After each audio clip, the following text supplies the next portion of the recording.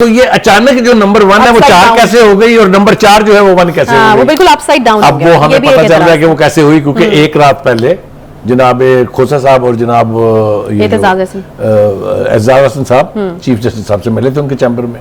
अच्छा, तो ये हो क्या रहा है? ये इंसाफ के अदारों का हाल है।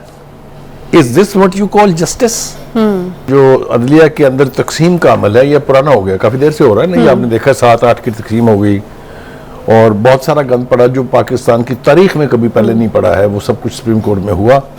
उसकी तफसील में अब जाने की जरूरत इसलिए नहीं कि मेरे ख्याल से हर आदमी पाकिस्तानी जो है वो अब जानता है कि वहां पर क्या हो रहा है। बुखारी साहब कल उम्मीद तो बंदी थी। हाँ, मैं अर्ज करूं वो ठीक कहा आपने, लेकिन ये है कि आज जो मंजरनामा वहां हुआ उसने और तस्दीक की मोहर लगा दी इसके ऊपर कि ये अब इकट्ठे होने वाले नहीं है। ये तकसीम जो है ये अपने मंतकी इंजाम तक जाएगी। देखिए, पहली बात तो यह है कि जो 9 रुकनी बेंच बनाया गया उसमें फिर अपनी मर्जी के जजेस की तादाद ज्यादा थी। वो अगर सुनता भी ना भी टूटता तब भी जो नतीजा निकलना था वो हमारे सामने था। मेरे ख्याल से काजी फायज ईसा साहब को ये क्रेडिट आपको देना पड़ेगा कि चाहे उनके ऊपर प्रेशर हो चाहे ना हो, लेकिन वो जो बात कन्विक्शन से समझते हैं कि आइन के खिलाफ है उसके ऊपर वो डट जाते हैं और खड़े हो जाते हैं। सही। लिहाजा उन्होंने ये कहा कि आपके पास ये इख्तियार नहीं है कि आप किसी कानून को मुअत्तल कर दें, आप खत्म कर सकते हैं उसको। अच्छा, दूसरा उन्होंने कहा कि अभी वो कानून बना नहीं था, आपने मुअत्तली के अहकामात पहले ही जारी कर दिए। प्रोसीजर और प्रैक्टिस बिल के बारे में हो रही।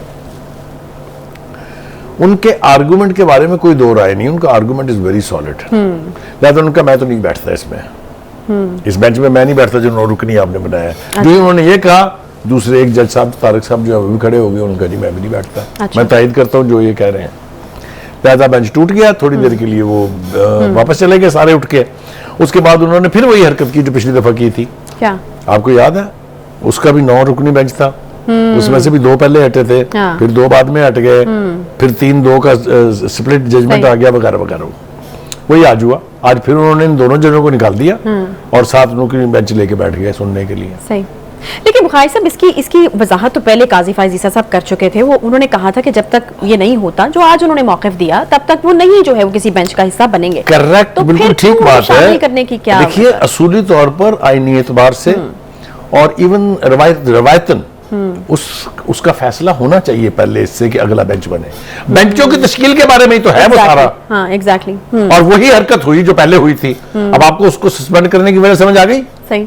अच्छा, ये तो एक एस्पेक्ट है इसका। काजी फायज ईसा साहब की पोजीशन जो है वो बिल्कुल स्टेटेड है। उसके ऊपर बहुत सारे जो कानूनी लोग यानी माहिरीन हैं उनके रिमार्क्स हमने सुने हैं। इरफान कादर ने बहुत इंपॉर्टेंट कहा, उसने कहा जो काजी फायज ईसा ने किया है this is absolutely perfectly in line with the constitutional provision. उन्होंने कोई अनकॉन्स्टिट्यूशनल एक्ट नहीं किया और उन्होंने कहा कि जिस बात पर स्टैंड लिया है काजी फायज ईसा ने उसके मुताबिक ये बेंच जो तश्कील पाया है ये इलीगल है, ये नहीं होना चाहिए, ये नहीं बनना चाहिए, ये उन्होंने कैटेगोरिकली कह दिया। अब हमने देखना ये है कि ये करने क्या बैठे हैं।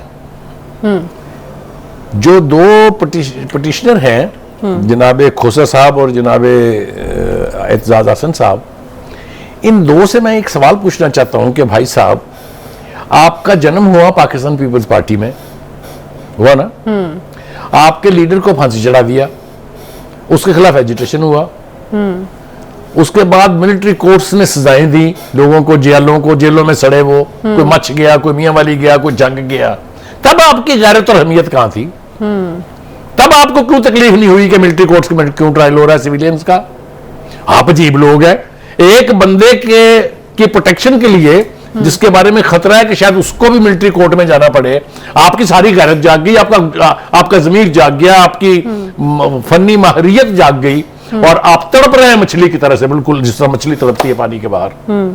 तो एक तो मुझे इसका जवाब उनसे चाहिए कि ये आप अचानक क्यों फड़क उठे हैं इसके ऊपर। और दूसरी बात, चीफ जस्टिस साहब के ऊपर भी एस्पर्शंस कास्ट हो रही हैं और उसका इजहार जो है काजी फायज ईसा साहब ने कर दिया। उसने कहा पहली पिटीशन जो इस हवाले से आई थी वो थी इमरान खान साहब न्याजी साहब की। सही।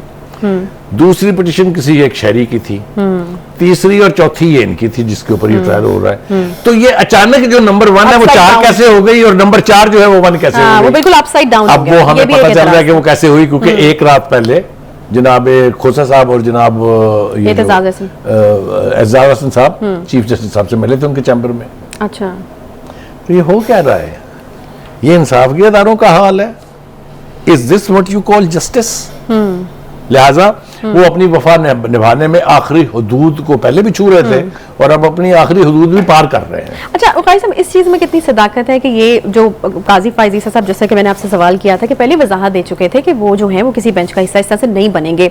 अब ये भी कहा जा रहा है कि चूंकि जस्टिस काजी फाइज ईसा साहब का एक 2015 का फैसला मौजूद है जिसमें उन्होंने मिलिट्री कोर्ट्स के ऊपर एतराजात उठाए थे या फिर उसको रद्द किया था, तो इस वजह से भी जो है वो उनको इस बेंच का हिस्सा बनाया गया। गुजारिश ये है, जब चीफ जस्टिस बेंच अनाउंस करता है आप डिनाई नहीं कर सकते उसको, जो डिसिप्लिन है। अच्छा। आप बैठेंगे जरूर, जब प्रोसीडिंग शुरू होगी तो आप अपनी राय का इजहार कर देंगे। अच्छा, तो इसलिए उनका आना तो हमें समझ में आता है। लेकिन मेरे ख्याल से इससे पहले कि हम आगे जाएं जरा थोड़ा सा मिलिट्री कोर्ट्स की हिस्ट्री को जरा रिकॉल कर लें तो हमारे नाजरीन जो है वो बड़ी आसानी से समझ पाएंगे। Military court Pakistan army act 1952 के तहत तश्कील पाई थी जी पहली दफा। तो ये कोई खास किसी बंदे को टारगेट करने के लिए नहीं बनी है। अच्छा। कब बनी थी ये? 1952 में पाकिस्तान आर्मी एक्ट के तहत। सही, ठीक हो गया जी। और उसमें प्रोविजन ये थी कि जो फौजी कोई एक्ट ऐसा करे या कोई दुश्मन फौज का बंदा कोई ऐसा एक्ट करे उनको ट्राई किया जाएगा। लेकिन फिर उसमें यह प्रोविजन भी रखी गई कि अगर वफाकी हुकूमत कुछ सिविलियन को रेफर कर दे कि इनका ट्रायल भी यहां करे तो वो कोर्ट करने की मजाज होगी। अच्छा, ठीक हो गया। अब हम देखते हैं कि इसको प्रैक्टिकली इस्तेमाल कब किया गया। वो किया गया जनाब जुल्फकार अली भुट्टो साहब की तरफ से, जब उन्होंने 1977 का इलेक्शन हुआ और उसमें वायलेंस शुरू हो गई, law and order situation create हो गई, तो उन्होंने समरी मिलिट्री कोर्ट्स तश्कील दी। अच्छा, ठीक है। और उसमें लोगों का ट्रायल हुआ। उसके बाद फिर ये 21वीं तरमीम के जरिए पाकिस्तान के कॉन्स्टिट्यूशन का हिस्सा बन गई। अब एक बात तो ये तय हो गई है कि ये किसी एक सेगमेंट ऑफ सोसाइटी या किसी पर्टिकुलर पॉलिटिकल लीडर को टारगेट करने के लिए नहीं है, साल पहले से मौजूद है।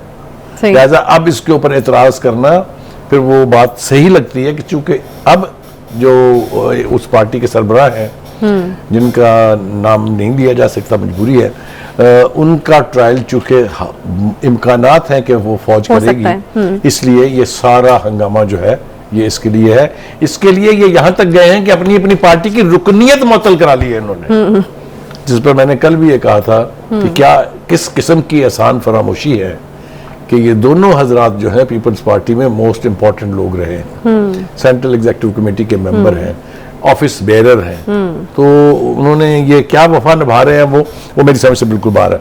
अब एक और मिसाल देनी बड़ी जरूरी है कि जो खान साहब का दौरे हुकूमत था, पीटीआई का जो 4.5 साल का दौरे हुकूमत था, उसमें भी 25 लोगों का ट्रायल हुआ था मिलिट्री कोर्ट्स में। और ये हमें बता रहे हैं कर्नल रिटायर्ड इनामुर रहीम साहब। अच्छा, उनका जी मैंने उनका केस लड़ा था। अच्छा, 25 लोगों और ये सिविलियंस थे और वो सारे के सारे सिविलियन थे। अच्छा, उनमें से 3 को सजाए मौत हुई थी, बाकियों को 10 से 12 साल कैद हुई थी। वो अलग बात है कि बाद में सिविलियन कोर्ट्स ने यानी हाई कोर्ट ने और सुप्रीम कोर्ट ने उनकी सजाओं को या माफ कर दिया या कम कर दिया, वो एक अलग अमल है। तय क्या हुआ? तय ये हुआ कि ये मिलिट्री कोर्ट्स कोई आखिरी कोर्ट्स नहीं है। अच्छा, अपील का इसमें ट्रायल होगा, लेकिन इसका अपील का हक हाई कोर्ट में भी है और सुप्रीम कोर्ट में भी है, तो फिर खदशा काहे का है? अच्छा, एक और जवाब पेश किया कि जी ये तो या कोई कर्नल करेगा या कोई ब्रिगेडियर करेगा। मुझे हैरत है कि पढ़े लिखे वकील जो है उन्हें यह पता नहीं है कि मिलिट्री के अंदर एक जैग ब्रांच होती है। अच्छा, वो क्या? जिसमें सिर्फ कानूनी माहिर होते हैं, वो जितने भी फौजी होते हैं उन्होंने कानून पढ़ा होता है, आइन पढ़ा होता है। मैं हवाला नहीं देना चाहता लेकिन निकल रहा है मेरे मुंह से कि फौजी हुकूमतें जब कायम होती है मिलिट्री डिक्टेटर्स की, तो तमाम आईनी अमूर यही जैग ब्रांच हैंडल करती है। अच्छा, तो ये कहना कि उनको कानून का नहीं पता या वहां पता नहीं क्या खिलवाड़ हो जाएगा, जुल्म हो जाएगा, ये बेमानी बात है। मैं किसी सूरत, let me make it clear, I am not supporting military courts, please don't take me wrong. अच्छा, सिविलियन लिबर्टीज का जहां तक ताल्लुक है उनके केसेस सिविलियन ही अदालतों में होने चाहिए। लेकिन अगर आप पाकिस्तान की सालमियत को यकीनी बनाने वाले अदारों के ऊपर हमला करेंगे, अगर आप दुश्मन मुल्क की तरफ से अपनी फौज और अपनी फौज की तनसीबात पर खुद हमलावर हो जाएंगे, पेट्रोल बम फेंकेंगे, एयरबेसिस में दाखिल होकर जहाज जलाना चाहेंगे, कोर कमांडर का घर जला के उजाड़ देंगे जो जिना हाउस के नाम से जाना जाता है, अगर आप अस्करी टावर को आग लगा देंगे, तो फिर कहां ट्रायल करें आपका जनाब? ये सारी फौजी तनसीबात हैं, ये तो फौजी सिंबॉलिक बिल्डिंग्स हैं। तो इसलिए नहीं तो भाई साहब, आपको लगता है कि खौफ ज्यादा है मिलिट्री कोर्ट? होता है खौफ ज्यादा, और खौफ होना चाहिए। देखिए एक और बात चलते जिसकी वजह से इतनी बेचैनी है, चाहे वो इस्लामिक कॉन्सेप्ट ऑफ पनिशमेंट है या वो जो ये हमारे एग्जिस्टिंग पाकिस्तान के कवानीन है under the constitution of Pakistan, 2-3 concept हैं बाकायदा सजाओं के। एक है productive punishment. You will be surprise to hear कि प्रोडक्टिव पनिशमेंट क्या होती है। ये होता है कि आप किसी वजह से किसी को सजा हो जाए, उसे जेल में एक आदमी है जिसको कुछ नहीं आता, उसको आप किसी एक हुनर में ट्रेन करें। अच्छा। उसको वेल्डिंग सिखा दें, हाँ। उसको प्रोडक्टिव, ताकि वो बाहर निकले तो फिर जुर्म ना करे, बल्कि पैसे कमाए अपने हुनर से। सही। दूसरी होती है प्यूनिटिव पनिशमेंट। अच्छा। इसका मतलब ये होता है कि किसी शख्स ने एक जुर्म किया है, जानबूझ के किया है, तो उसे सजा जरूर मिलनी चाहिए। अच्छा। And last is deterrent punishment. अच्छा। ऐसी सजाएं जिसे देख के और सुन के लोग इबरत हासिल करें। मिसाल के तौर पे संसार करना, इस्लामी एक कॉन्सेप्ट है ना। मिसाल के तौर पे हाथ काट देना, कितने लोगों कटे थे हाथ, कितने लोग संसार हुए थे रसूल करीम या खुलफाए राशिदीन के दौरान। बट दिस वाज डेटरेंट कि ये ऐसी सजा मुकर्रर कर दो कि ये लोग वो जुर्म करने की जिसारत ना के करें। खौफ से ही। ठीक है, ठीक है। यही कॉन्सेप्ट है यहाँ पर इसका भी।